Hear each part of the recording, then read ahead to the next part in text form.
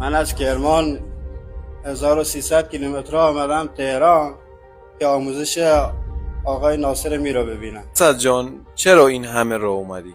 آمدم آموزش اصولی یاد بگیرم نه سرسری. لباس زیبا رو اسد آورد، من پوشیدم و خیلی باحاله، توی گرما خیلی اوکیه. چه اتفاقی افتاد که تصمیم گرفتی بری آموزش ببینی؟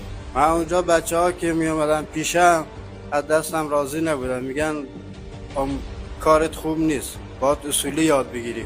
و منتها این روگوش بلوچی که طرف ما مد شده کارم خوب نبود، ولی اینجا دارم اصولیش یاد میگیرم، واقعا عالیه. عزیزم این فدات بشم.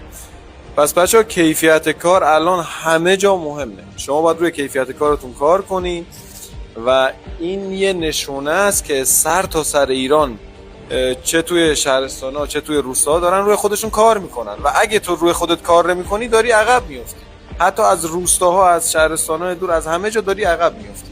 چگونه گل ریگاوا انشالله که پیشرفت کنی بیاید تو تهران که کار یاد بگیره، خیلی مهمه. اصولی یاد بگیره. از هر جای ایران که هستید میخوای آموزش ببینید کلمه آموزش رو کامنت کن.